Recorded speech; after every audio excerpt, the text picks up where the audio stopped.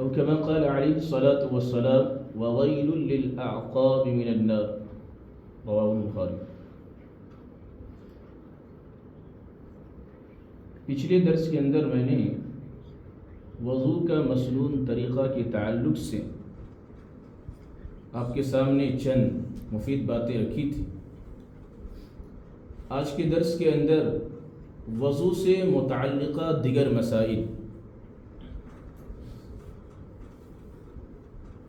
اللہ کے رسول جناب محمد رسول اللہ صلی اللہ علیہ وسلم سے تمام اعضاء، وضو کے جتنے بھی حصے ہیں یا جتنے بھی پارٹ ہیں، جتنے بھی حصے ہیں، جتنے بھی عضو ہیں، اللہ کے رسول صلی اللہ علیہ وسلم تمام اعضاء کو تین مرتبہ دھویا کرتے تھے۔ 3 مرتبہ دھونا جائز ہے، اور اسے امام مسلم رحمہ اللہ نے صحیح مسلم کے اندر روایت کیا ہے۔ اسی طریقے سے تمام اعضاء کو 1 مرتبہ، 2 مرتبہ، 3 مرتبہ بھی دھونا جائز ہے، اور اسے امام بخاری رحمہ اللہ نے صحیح بخاری کے اندر روایت کیا ہے۔ اسی طریقے سے وضو کے ہر اعضاء کو جتنے بھی حصے ہیں ان کو 3 مرتبہ سے زیادہ نہیں دھونا چاہیے۔ یہ نبی کریم صلی اللہ علیہ وسلم سے 3 مرتبہ سے یعنی 4تھا مرتبہ، 5واں مرتبہ دھونا ثابت نہیں ہے۔ ایک دیہاتی نبی کریم صلی اللہ علیہ وسلم کے پاس آتے ہیں اور اللہ کے نبی صلی اللہ علیہ وسلم سے کہا کہ اللہ کے رسول مجھے وضو کا طریقہ سکھائیے۔ آپ صلی اللہ علیہ وسلم نے اس حدیث کے اندر مکمل وضو کا طریقہ نہیں بتلایا، بلکہ کتنی تعداد میں کتنی مرتبہ ہمیں بنانا ہے یا کتنے مرتبہ اپنے اعضاء کو دھونا ہے، وضو کے حصے کو، وہ بتلایا۔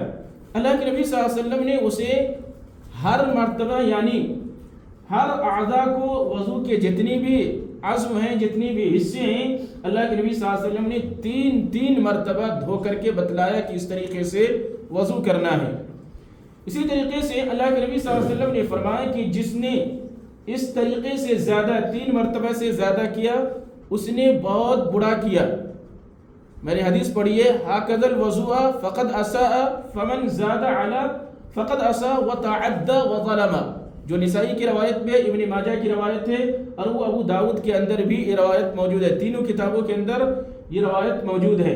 اللہ کے نبی صلی اللہ علیہ وسلم نے فرمایا کہ صحیح وضو وہی ہوگا جو 3 مرتبہ کرے گا، یا 1 مرتبہ یا 2 مرتبہ، 3 مرتبہ سے زیادہ کسی بھی اعضاء کو نہیں دھونا ہے۔ اگر کوئی آدمی دھویا تو کیا ہوگا؟ اللہ کے نبی صلی اللہ علیہ وسلم نے فرمایا کہ اس نے بہت برا کیا، وتعدى الظلم، اور اس نے حد سے تجاوز کر گیا، حد سے آگے بڑھ گیا اور اس نے ظلم کیا۔ گویا کہ نبی کریم صلی اللہ علیہ وسلم نے ہمیں جو تعلیمات دی ہے انہی تعلیمات کے مطابق ہمیں دین کے اوپر عمل کرتے ہوئے جس فعل کو انجام دینے کا حکم دیا ہے ہمیں اتنا ہی کرنا ہے، اس سے کم بھی نہیں کرنا، اس سے زیادہ بھی نہیں کرنا ہے۔ اسی طریقے سے وضو کی اعضاء کو دھوتے ہوئے اچھی طریقے سے اس کی صفائی کرنی چاہیے، کوئی بھی جگہ خشک نہ رہنے پائے۔ اسی طریقے سے آپ جب وضو کی اعضاء کو دھوئیں تو اس کے اندر ترتیب کا بھی لحاظ رکھنا ضروری ہے، ترتیب کا خیال رکھنا چاہیے۔ اسی طریقے سے نبی کریم صلی اللہ علیہ وسلم ہمیشہ ترتیب کے ساتھ وضو کیا کرتے تھے۔ ایسا نہیں کہ پہلے پاؤں دھو لیے پھر اس کے بعد ہاتھ دھو لیے، ایسا نہیں، پہلے چہرہ دھو لیے پھر اس کے بعد کلی کر رہے ہیں، ایسا نہیں، بلکہ ترتیب کے ساتھ نبی کریم صلی اللہ علیہ وسلم ہر وضو کی اعضاء کو دھویا کرتے تھے۔